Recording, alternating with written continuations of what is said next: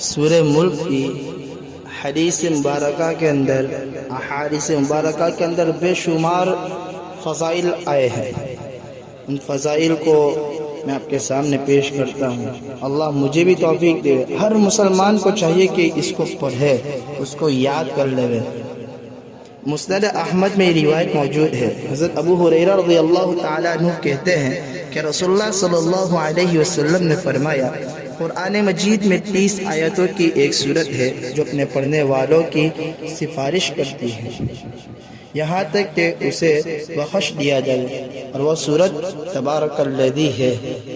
اسی طرح تاریخ ابن عساکر میں حضرت انس بن مالک رضی اللہ تعالیٰ عنہ سے مروی ہے کہ رسول اللہ صلی اللہ علیہ وسلم نے فرمایا، تم میں سے پہلے کا ایک شخص مر گیا جس کے ساتھ کتاب اللہ میں سے سوائے سورہ تبارک الذی کے اور کچھ چیز نہیں تھی۔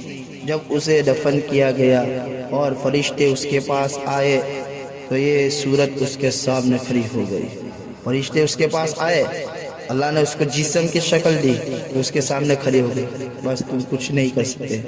فرشتے نے کہا کہ تو کتاب اللہ ہے، میں تجھے ناراض کرنا نہیں چاہتا، تجھے معلوم ہی ہے کہ تیرے یا اپنے یا اس امت کے کسی نفع نقصان کا مجھے اختیار نہیں ہے، یعنی میں کچھ بھی نہیں کر سکتا، میرے اختیار میں کچھ نہیں ہے کہ میں تجھے نقصان پہنچاؤں یا یہ کہ اس میت کو نقصان پہنچاؤں۔ اگر تو یہی چاہتا ہے کہ تو اللہ رب العزت کے پاس جا کر اس کی سفارش کرے، یعنی وہ فرشتے سورت کو کہہ رہی، اللہ تعالیٰ نے جسم دیا، وہاں جا کر کہے، سفارش کرے۔ چنانچہ یہ سورت اللہ رب العزت کے پاس جائے گی اور کہے گی، خدایا تیری کتاب میں سے مجھے فلاں شخص نے سیکھا پڑھا، اب کیا تو اسے آگ میں جلائے گا؟ کیا باوجود یہ کہ میں اس کے سینے میں محفوظ ہوں، اس نے مجھے یاد کیا ہے، تو اسے عذاب دے گا؟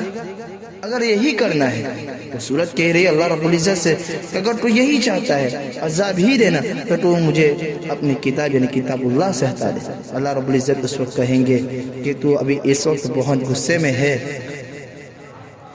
تو وہ سورت یہ کہے گی، مجھے حق ہی ہے کہ میں اپنی ناراضگی کا اظہار کروں۔ بس جب باری تبارک و تعالی کا ارشاد ہوگا کہ جا، میں نے اسے آزاد کر دیا، گویا یہ سورت اس کو آزاد کرائے گی اور تیری سفارش قبول کر لی۔ اب یہ سورت اس کے پاس آئے گی اور عذاب کے فرشتے کو ہٹا دے گی اور اس کے منہ سے اپنا منہ ملا کر کہے گی، اس منہ کو مرحبا ہو، یہی میری تلاوت کیا کرتا تھا۔ ان دونوں قدموں کو مبارک باد ہو، یہی کھڑے ہو کر راتوں کو میری قرات کے ساتھ قیام کیا کرتے تھے، اور یہ سورت قبر میں اس کی غمخوار بن جائے گی اور کوئی در وحشت اسے نہیں پہنچنے دے گی۔ اس حدیث کو بہت سارے حضرات نے ضعیف قرار دیا ہے۔ اس کے راوی ہے فرات بن صائب کو امام احمد، امام یحییٰ بن معین اور امام بخاری اور ابو حاتم، امام دارقطنی وغیرہ نے ضعیف کہا ہے۔ اسی طرح امام بیہقی علیہ الرحمہ نے اپنی کتاب اثبات عذاب قبر میں حدیث کو نقل کیا ہے۔ حضرت ابن مسعود سے ایک حدیث مرفوع بھی بیان کی ہے اور موقوف بھی، وہ اس کی شہادت میں کام دے سکتا ہے۔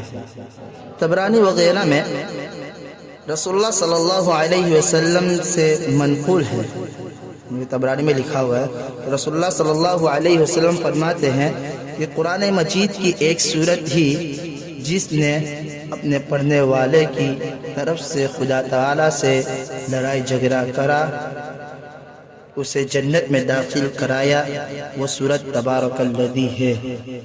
اسی طرح نبی اکرم صلی اللہ علیہ وسلم ترمذی شریف میں ہے کہ کسی صحابی نے جنگل میں ایک ڈیرا لگایا جہاں ایک قبر بھی تھی، لیکن اسے علم نہ تھا۔ اس نے سنا کہ کوئی شخص سورہ ملک پڑھ رہا ہے اور اس نے اسے پوری پڑھی، اس نے نبی اکرم صلی اللہ علیہ وسلم سے سارا واقعہ بیان کیا، تو حضور نے فرمایا کہ یہ سورت روکنے والی ہے، یہ سورت نجات دلانے والی ہے جو عذاب قبر سے نجات دلاتی ہے۔ بڑھ کر اور فضیلت کیا چاہیے؟ ترمذی میں ہے کہ رسول اللہ صلی اللہ علیہ وسلم سونے سے پہلے الف لام میم تنزیل اور تبارک الذی پڑھتے تھے۔ حضرت طاؤوس رحمۃ اللہ علیہ کی روایت ہے کہ یہ دونوں سورت قرآن کریم کی دوسری صورتوں سے 70 نیکیاں زیادہ فضیلت رکھتی ہے۔ اور اس سے بڑھ کر اور سنیے، طبرانی میں لکھا ہے کہ حضور اکرم صلی اللہ علیہ وسلم فرماتے ہیں کہ میری دلی منشا ہے، میری دلی تمنا یہ ہے کہ یہ سورت میری امت میں سے ہر ایک کے دل میں رہے۔